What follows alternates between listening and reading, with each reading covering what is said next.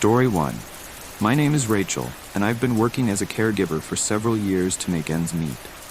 Every Saturday, I take on a caregiving job that helps pay my bills. It's not glamorous work, but it's honest. And sometimes, when you're alone in a quiet house, you learn things about yourself you'd rather forget. It all started when I needed extra money to cover some mounting expenses. My regular job barely paid the bills.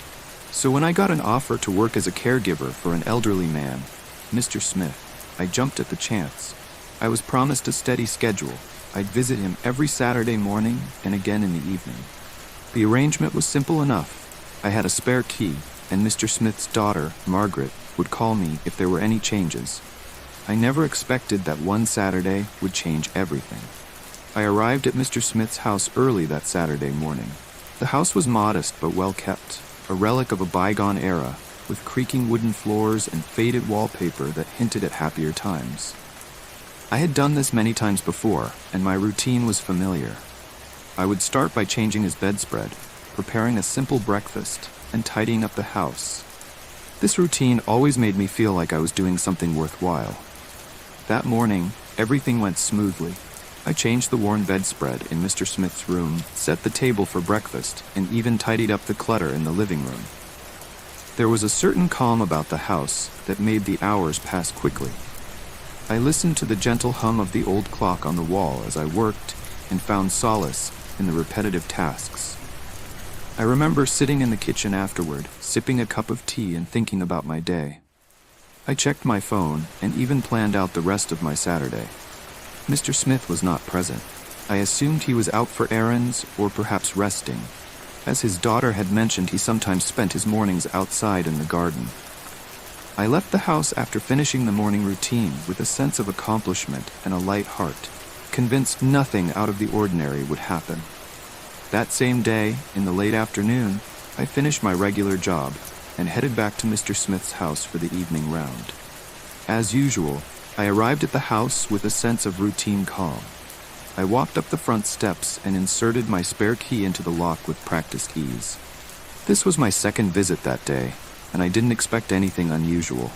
Before I began my tasks, I called Margaret on the phone to check on her father.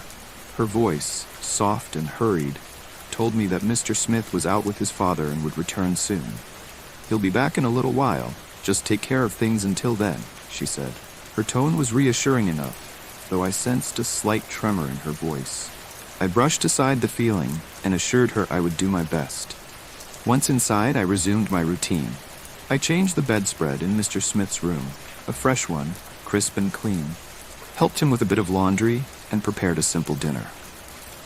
I worked methodically, focusing on each task, trying to keep my mind off the lingering silence that seemed to have taken over the house in his absence. After dinner, I settled in the sitting room to wait for Mr. Smith's return. The clock on the wall ticked steadily as I sat there, my eyes occasionally drifting to the darkened windows. It was nearly 8 p.m. I had decided that if Mr. Smith wasn't back by 8:30, I would leave for my own safety and get home.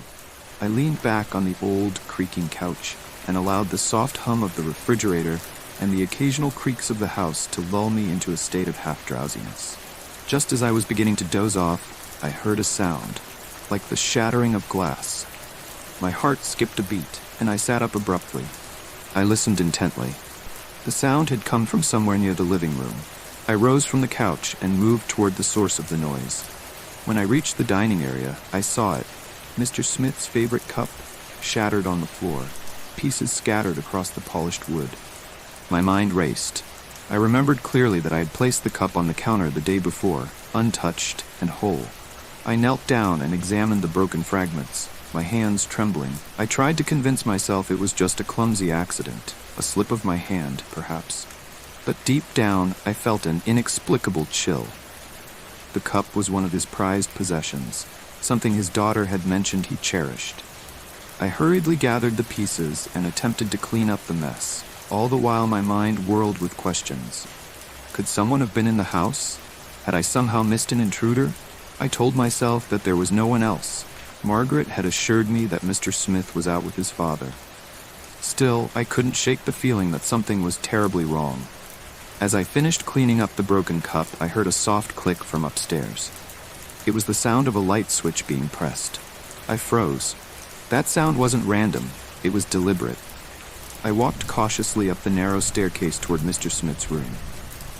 When I reached the top, I noticed that the light in his room had gone off. I had not touched it, and there was no electrical fault that I knew of. My voice wavered as I called out, "Is anyone there?" Echoing back from the silent corridor was nothing but the sound of my own voice. The darkness in the room felt heavier than usual. I turned around and headed back toward the sitting room. That's when I heard it again. Another light switch click, this time from the hallway. I felt my pulse quicken. I walked slowly down the hall, each step measured and cautious. The overhead lights began to flicker, and one by one, the lights in the kitchen and the sitting room went off, leaving me in near total darkness. I fumbled for my phone, its screen a dim glow in the pitch black. The sound of the switches, soft and deliberate, filled the silence. At that moment, I couldn't tell if the noises were just the old building or if someone was actively turning off the lights. My breath came in shallow gasps as I tiptoed to the hallway, reaching for the switch to try and turn the lights back on. The moment my fingers touched the switch, I felt something cold, like a hand, covering it. I screamed and fell backward, my heart pounding so loudly I thought it might shatter the silence. I scrambled to my feet and bolted back into the sitting room. I tried the door to leave, but it was locked from the outside. Panic surged inside me. I was trapped. Out of breath, I ran to hide behind an old chair in the sitting room. I huddled there, my hands covering my head as I whispered repeatedly, "Please, please don't hurt me." Those 2 minutes felt like an eternity. Every creak, every small sound made me jump, my eyes darting around the darkened room, expecting to see someone moving in the corners. I sat there in silence, too scared to even breathe properly. I could almost feel the presence of someone, or something, circling around, waiting. My mind raced with thoughts. Was someone inside the house? Had I been left alone with a malicious intruder? And then, as suddenly as the darkness had taken over, the lights in the sitting room flickered back on. I heard the familiar click of the switch, and for a brief moment, I allowed myself a sigh of relief. But that relief was short-lived. My eyes were fixed on the door as it slowly creaked open, as if someone had just stepped out. I couldn't see who or what had come in. I was too terrified to lift my head. I mustered all the courage I had left, then peered around the edge of the chair. Lying there on the floor, next to my phone, was a folded piece of paper. My hands were shaking so badly, I wasn't sure I could read it. I didn't even want to know what it said. My heart felt like it might burst from my chest. I didn't wait to think. I dashed for the front door, my hands trembling as I fumbled with the lock. Somehow, with a final burst of adrenaline, I managed to get the door open and sprinted outside. I didn't stop running until I was safely in my car. I locked the door behind me and drove home at breakneck speed, the images of that night replaying in my mind like a never-ending loop. When I finally reached home, my hands were still shaking, and I could feel the chill of that night in my bones. I tried to sleep, but every sound, every creak, every whisper of wind made me jump. I couldn't shake the thought that something had been in that house with me that night. The worst part was that I never heard from Mr. Smith or his daughter Margaret afterward. There were no calls, no messages, nothing. I began to wonder if perhaps they, too, had experienced something similar that night. Had I been the only one? Or was I part of something larger, a secret that they all shared? I spent days wondering about that note, about the locked door, about the cold hand that had stopped me from turning on the lights. I left that caregiving job soon after, but the memory of that night never left me. Every time I walk by a quiet house at night or hear a light switch click in the dark, I remember the terror that gripped me. I still question, was it my imagination, running wild in the darkness, or did I truly experience something I cannot explain? What would you do if you found yourself alone in a house that suddenly turned against you? If you received the note I found, would you ignore it, or would you run? I share my story not to scare you, but to remind you that sometimes the most frightening things are the ones you never see coming. And if you ever feel that inexplicable chill when you're alone, maybe it's best to listen to that warning and leave. Story 2. My name is Ethan, and this is the story of the night I realized my apartment wasn't as empty as I thought. I was 26 at the time, living alone in a small one-bedroom apartment on the edge of town. It wasn't much, just a cozy place with a living room, a tiny kitchen, and a bedroom barely big enough for my bed and desk. But it was mine, and I liked the quiet. Or at least I thought I did. That night I'd just gotten home from work. It had been a long day, and all I wanted was to unwind. I kicked off my shoes, tossed my keys on the counter, and grabbed a beer from the fridge. The apartment was quiet, the way it always was. Too quiet, maybe, but I didn't think much of it at the time. I sat on the couch for a while, scrolling through my phone, but I couldn't shake the restlessness I felt. So I decided to step outside for a smoke. I slid open the balcony door and stepped into the cool night air. The neighborhood was silent. No cars, no people. Not even the sound of crickets. It was like the world had paused, holding its breath. I lit my cigarette and took a long drag, letting the smoke fill my lungs. The first puff always calmed me down, but tonight it didn't seem to help. I felt off, like something wasn't right. I tried to shake the feeling, telling myself I was just tired. But as I stood there, staring out at the dark street below, I noticed something out of the corner of my eye. The curtains in my living room were moving. At first I thought it was just the wind, but then I remembered. The windows were closed. I hadn't opened them all day. I froze, my cigarette halfway to my lips as I watched the curtains slide shut. Not sway or flutter, slide, like someone had grabbed them and pulled them closed. My heart started pounding. I stared at the curtains, my mind racing. I lived alone. There was no one inside my apartment. So, what or who had closed them? I told myself it was nothing. Maybe I'd left the window cracked open without realizing it. Maybe it was just my imagination playing tricks on me. But deep down, I knew something was wrong. I finished my first cigarette and lit another one, trying to calm my nerves. The night was still quiet, but now the silence felt heavy, oppressive. That's when I heard it. From inside the apartment, my music speaker crackled to life. A song started playing, one of my favorite tracks from my phone, but my phone was in my pocket. I pulled it out and checked. The music app wasn't open. My hands trembled as I stared at the screen. The song grew louder, filling the silence of the night. It was eerie hearing that music play when it shouldn't have been possible. I stood there, paralyzed, as the song reached its chorus. Then suddenly it stopped. The silence that followed was deafening. I knew I had to go inside. I couldn't just stand out there all night.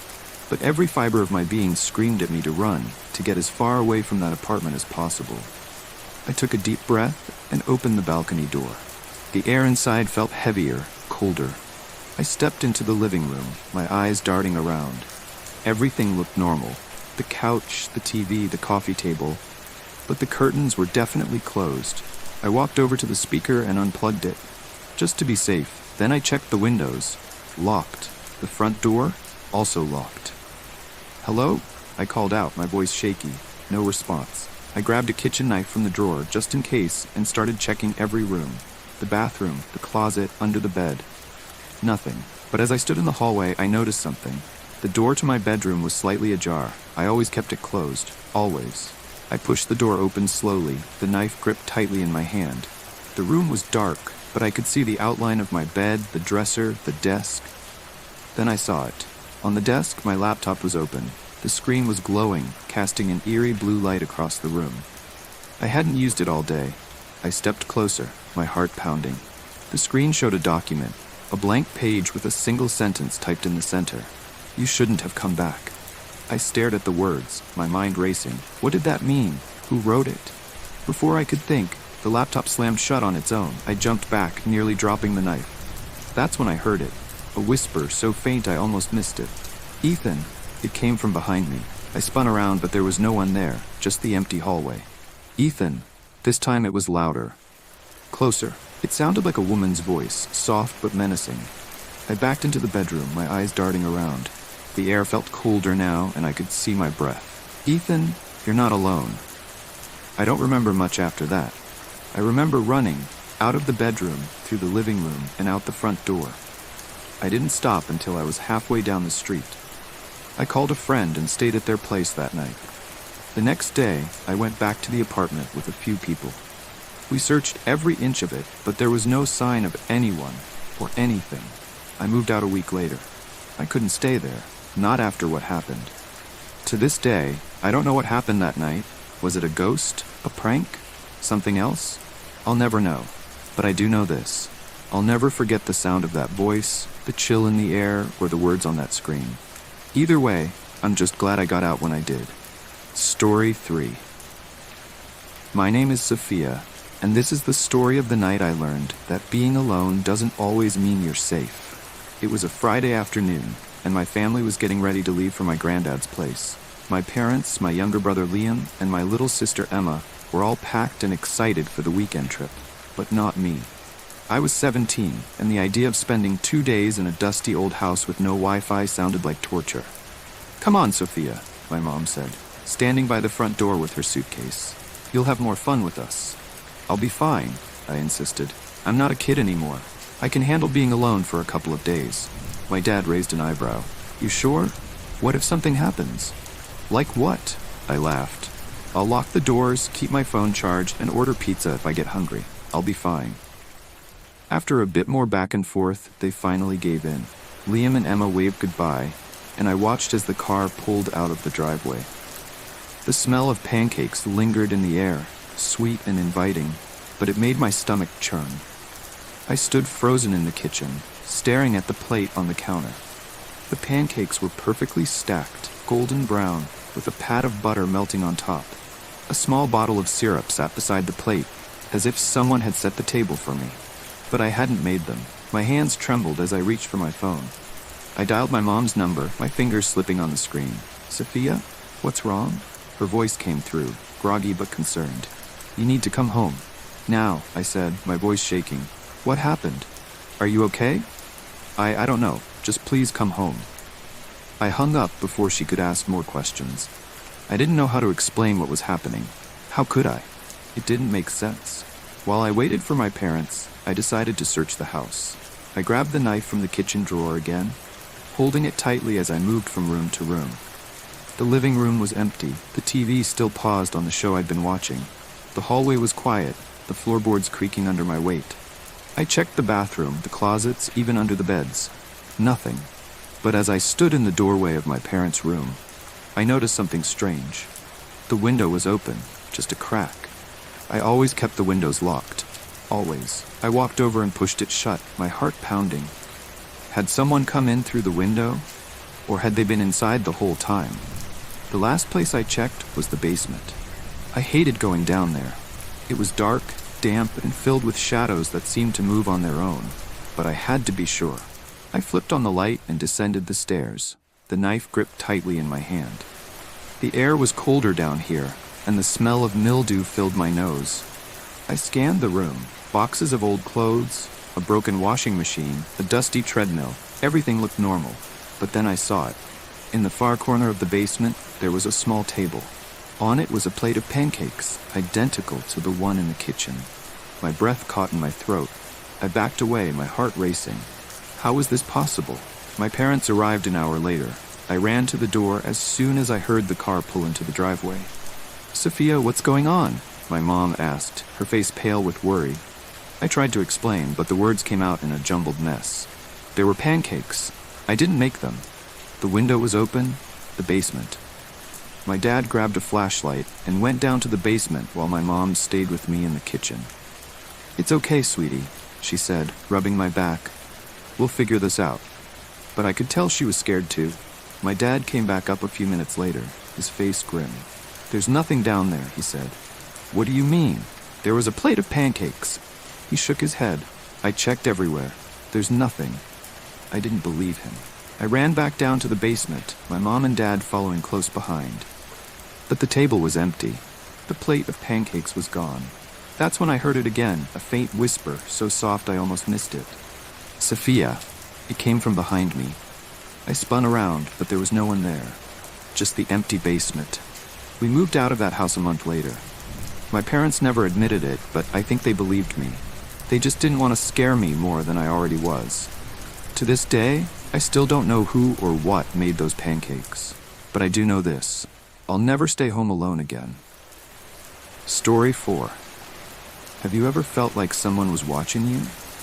Not just casually glancing in your direction, but studying you, knowing your every move, your every habit, even the clothes you wear?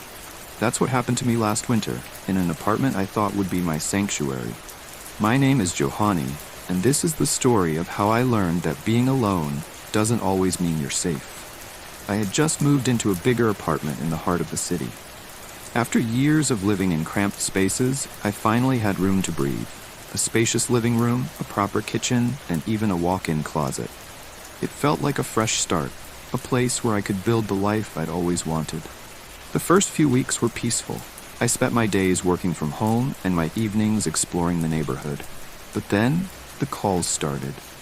It was a cold, snowy night, and I was sitting by the window, sipping hot tea and watching the snow fall. The apartment was quiet, the kind of quiet that feels comforting at first, but can quickly turn unsettling. That's when my phone rang.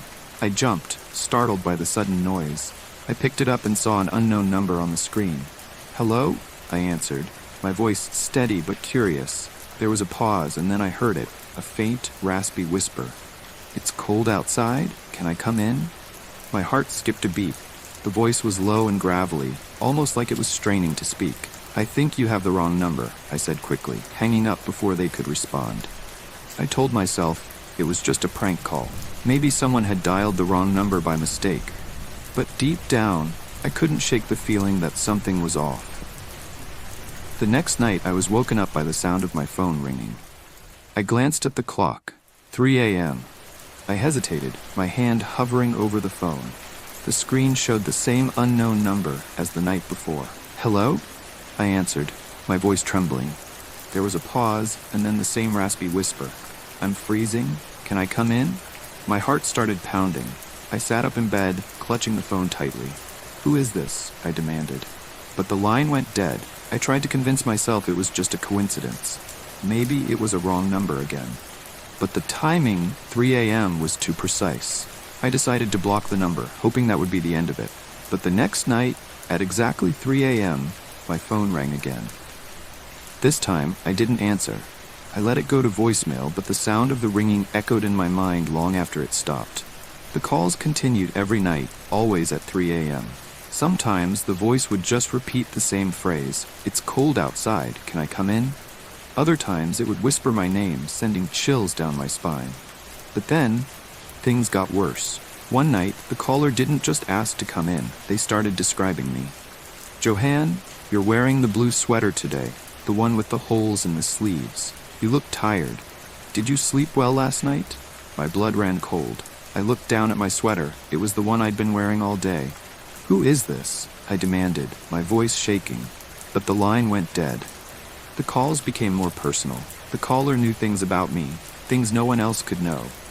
"Johan, you left for work at 8:15 today. You were wearing the black coat and the red scarf. You stopped at the coffee shop on the corner. You ordered a latte." I felt like I was being watched. Everywhere I went, I felt eyes on me. I started double-checking the locks on my doors and windows, but it didn't help. The calls kept coming. One night, the call came as usual. But this time, the voice was different. It was louder, more desperate. "Johan, it's so cold. Let me in." I froze, my heart pounding in my chest. The voice sounded closer, like it was coming from inside the apartment. I grabbed my phone and started checking every room.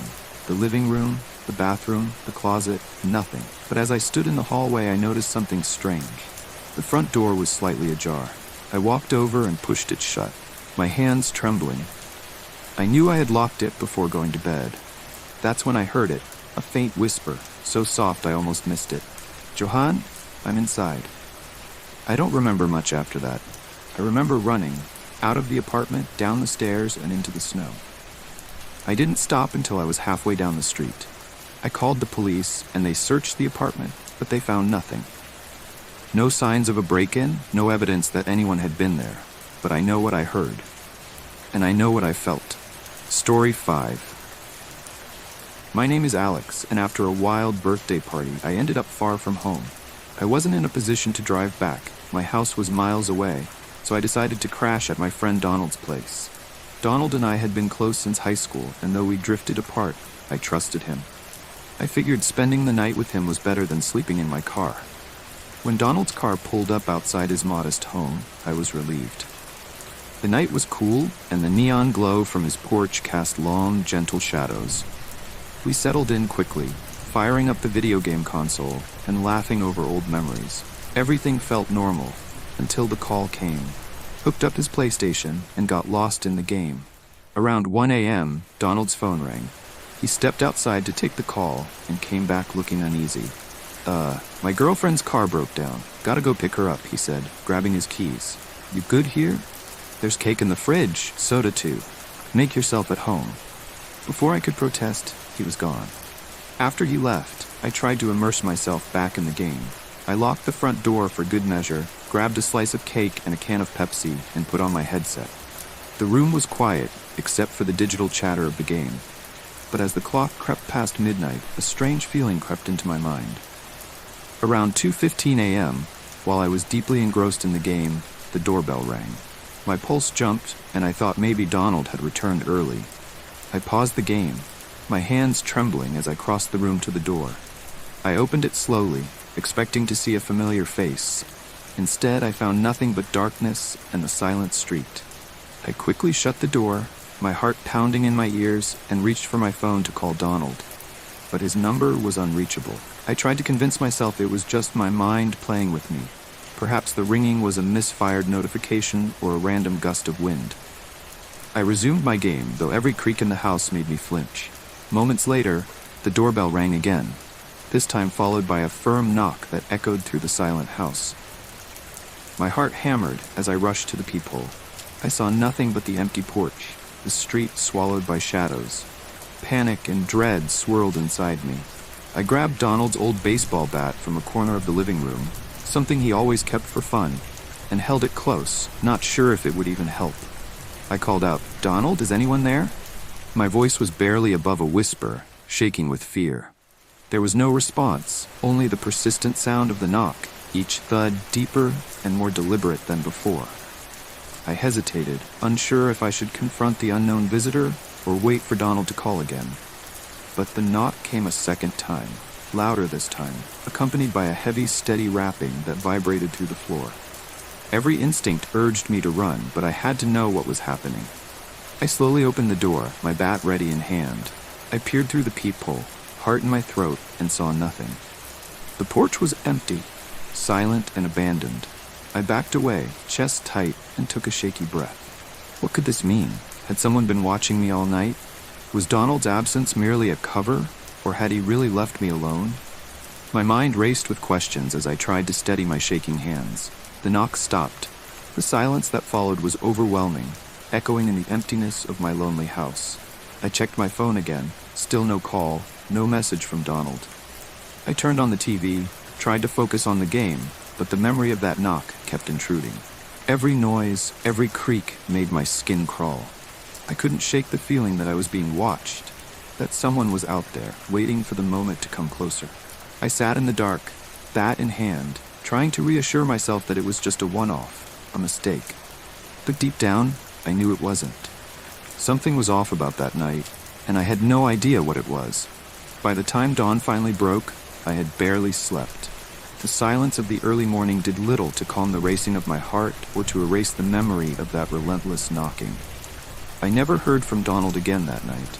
His absence was a stark reminder of how alone I was left. Now, whenever I lock my door or settle in for the night, I remember that echoing knock, that heavy rapping that left me questioning everything. I'm still not sure if I ever did escape that terrifying moment, or if it followed me home in the form of lingering dread. So tell me, what would you do if you were alone and someone kept knocking at your door in the dead of night? Would you answer, or would you let the fear keep you locked in? If you enjoyed this story and it sent a chill down your spine, please hit that like button and subscribe for more true Home Alone horror tales. I'd love to hear your own experiences. Share your story in the comments below.